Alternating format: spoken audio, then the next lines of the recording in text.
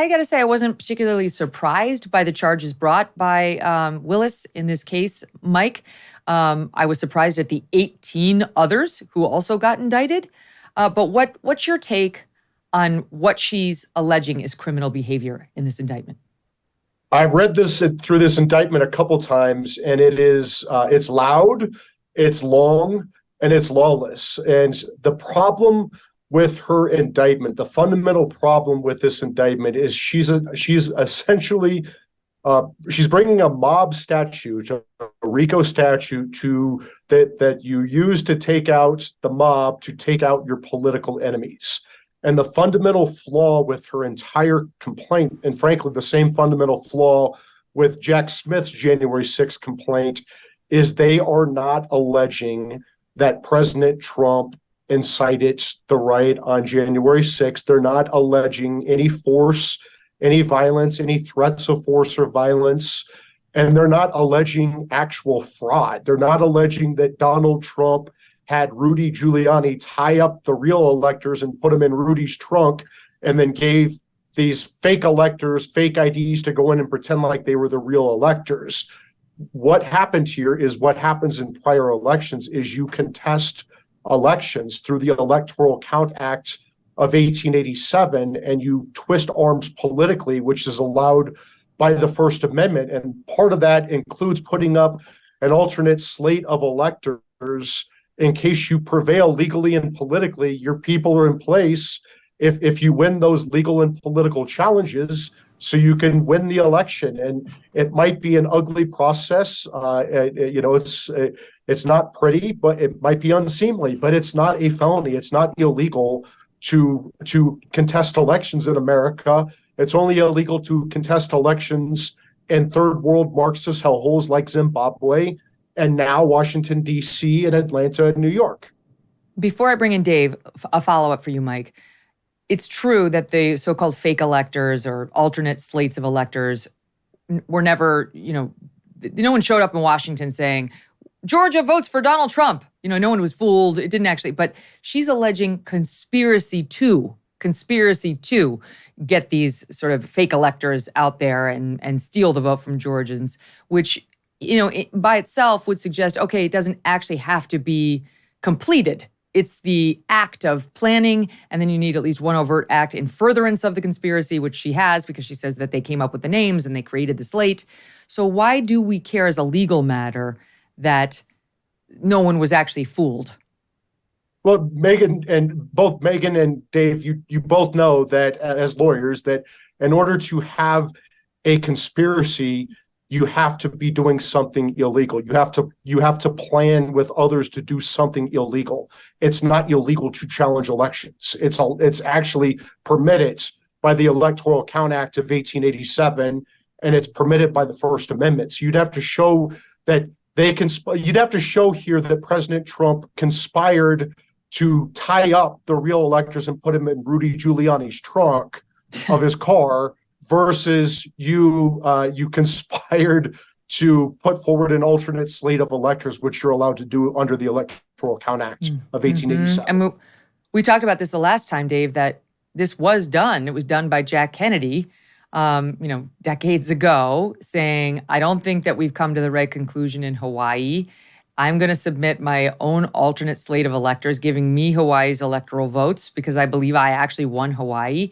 And he succeeded in doing that. And I guess it was a good thing that he had his, quote, fake slate of electors or alternate slate ready to go.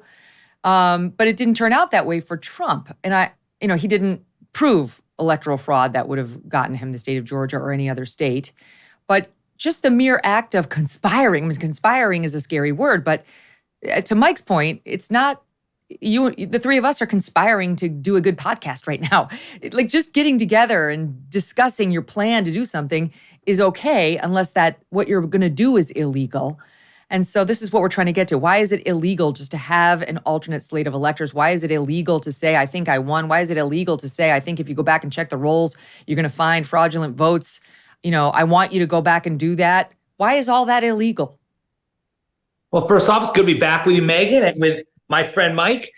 It is not illegal to have alternate electors, electors that are there in case the actual electors are rejected. In fact, in 2 of the 7 states, they said, we are doing this just in case you don't accept the original electors. And in those 2 states, I think it's Pennsylvania and New Mexico, it is not a crime.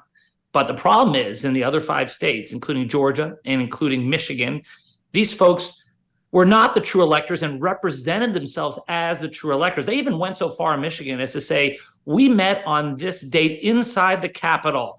And then they had the seal of Michigan, which was forged. And so that's a crime. It's a crime in Georgia, too. Forgery is a crime. And making false statements to government officials is a crime. And that's where they got them. Now, as far as whether Trump was involved, just before you leave that point, and then what did they do? So they got together and they said, we're the real electors, and we'd say Donald Trump won. And then what happened? Like, to whom did they say that? How did that become public and notorious? You know, if they just sat in somebody's bedroom and said, yeah, the 3 of us could be like, we're the real electors, and we're voting for RFKJ, whatever. What happened after they got together and said, we're the real ones? They sent the fake document to Washington, D.C. to be counted. And that's the problem. It was given to Mike Pence and he rejected it. But the hope was that he would have 2 slates and then that would give him a reason to send it back to the states. It was all part of a scheme to try to influence Mike Pence to send it back to the states when that would have been improper because, first, there was no election fraud that was documented. And number 2, the electors were not alternate electors, but they're trying to make it seem like they're the real ones. And that's the problem here. And then on top of all that, the comments that made to Mike Pence, that you're too honest and all that stuff, that's at the federal level. Here, Megyn, this is where I think this case is stronger than Jack Smith's case, because when it comes to enforcing election laws, it's really a state function more than a federal function. And that's why you correctly said, and Mike said, that some of the laws that Jack Smith were using may get some pushback in the courts, obstruction of an official proceeding, conspiracy to defraud the United States. But here at the state level, it's different. They're using forgery. They're using improper influence of an election official, conspiracy to commit election fraud. These are state crimes, much easier to prove at the state level. And then you have RICO, which we can get into also, which is a prosecutor's best friend and a bane to the existence of defense lawyers. I agree with everything you just said on the back end there. I mean, he's right about all that, Mike, right? It's state elections are normally handled by state law. I mean, it's one of the reasons the Jack Smith indictment on J6 is so weird and off point and such a reach. So yes, they are normally governed by state law, and RICO is a defendant's worst nightmare. And this Fani Willis loves to use RICO, the racketeering law that usually gets a mobster. So you can get the mob boss, and you can get the hitman, and you can get the dime store drop guy. You can get them all under this sort of racketeering and corrupt influence statute. But he's right about the law and that this should be an easier go for her. But she still has to show, I mean, the mob boss, shaking down the 7-Eleven worker to pay you protection money is very clearly a crime.